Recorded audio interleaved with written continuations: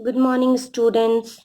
So, in my previous video, I told you about fractional distillation. That what is fractional distillation, where we can use the fractional distillation method. Okay, now today, what are the application of fractional distillation? Obviously, first of all, the first application is to separate the mixture of two miscible liquids. We use the fractional distillation method to separate the mixture of two liquids. Second is to separate crude oil, that is petroleum, into useful fractions such as kerosene, petrol, diesel, etc. That is also based on the separation method, because the petroleum which we dig out from the earth's surface, earth's crust, it can be divided into fractions as kerosene, petrol and diesel, etc. So by fractional distillation, we perform this activity, like to separate the crude oil, that is petroleum, in the kerosene, petrol and diesel, etc. Okay. Now it is also used to separate gases of the air. This we will study in detail. Now you know that gases of the air, that is air is consist of different gases. First of all, it consists of nitrogen, which is there in the maximum amount, approximately 78%. The second major component of air is oxygen, that is approximately 20.99, that is 21% degree. And third major component is argon, that is approximately 1%. Other gases are less than 1%, and all the remaining gases of air constitute only 0.05% of air. Okay, that means 99.95% is consisting of nitrogen, oxygen and argon. Now these three are the main gases in the air which we can separate by using fractional distillation. So how can we separate these? Because fractional distillation we use to separate the liquids, and these are gases. So first of all, we have to liquefy these gases, air. So here is the method. I'll just explain it step by step. So in first step, we filter the air and remove dust, water and carbon dioxide. Okay, what we do? We will filter the air and dust particles can be removed by filtration. Water is removed because all of you know that water is also present in the air, moisture which we call, and carbon dioxide is also there. So we remove carbon dioxide, water and dust by filtering the air first.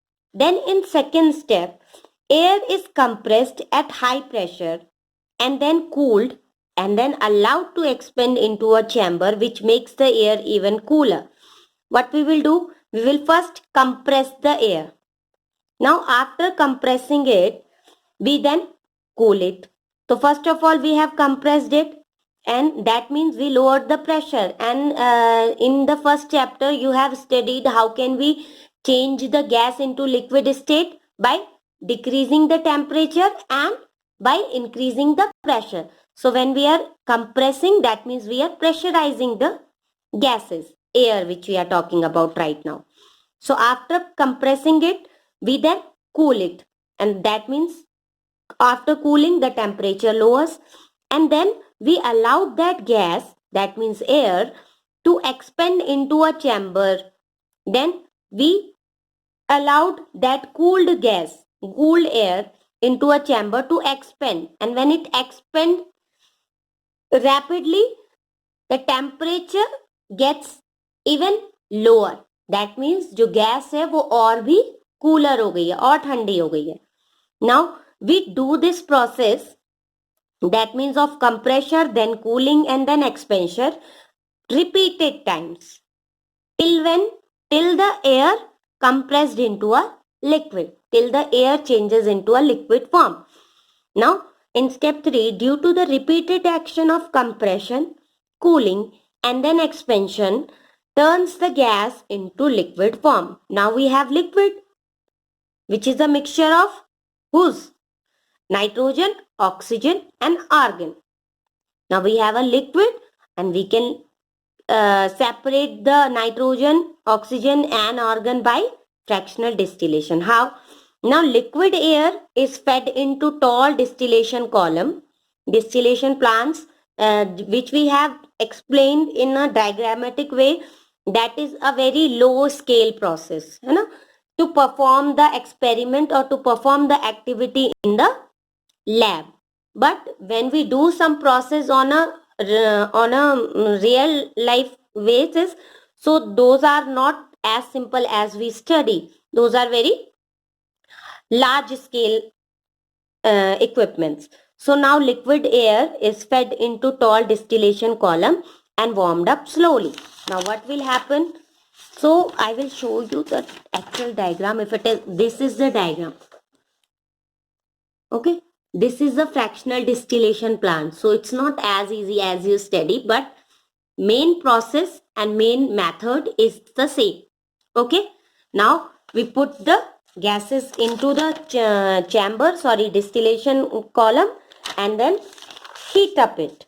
So when we heat it, so because the air was at liquid condition, so the temperature must be very, very, very low. So when we raise the temperature, so it's not actually we are raising it. So first liquid nitrogen, the temperature, liquid nitrogen, boiling point of liquid nitrogen is 196 minus degree Celsius. Argon is minus 186 degree Celsius and oxygen is minus 183 degree Celsius. So if we see this in a mathematical way, you know that minus 196 degree is less than minus 183. So the lowest boiling point is of nitrogen and highest is of oxygen. So when we heat the liquid air, first gas which will distill out will be nitrogen and at temperature minus 196 degree Celsius. Then we get argon at minus 186 degree Celsius and after argon at minus 183 degree Celsius we get the oxygen, and this is how you have separated what? Nitrogen, argon and oxygen. So what are the applications of these? Liquid nitrogens are basically used for forming the fertilizers. Okay, liquid nitrogen has the lowest boiling point. Liquid nitrogen boils off first from the nitrogen gas. So this is it about fractional distillation. This is the schematic diagram. Air, we first compressed it, then cool it, then rapid expansion took place. After the repeated process, air gets liquefied. After the liquid air, we allow to warm it up. Allow the liquid air to warm, and then at the first we will get nitrogen, then at second we will get argon, and then at the last we will get oxygen as the distillate. So you have separated the three components of air by the method of fractional distillation. Okay, hope you understood it well. Thank you so much. Bye.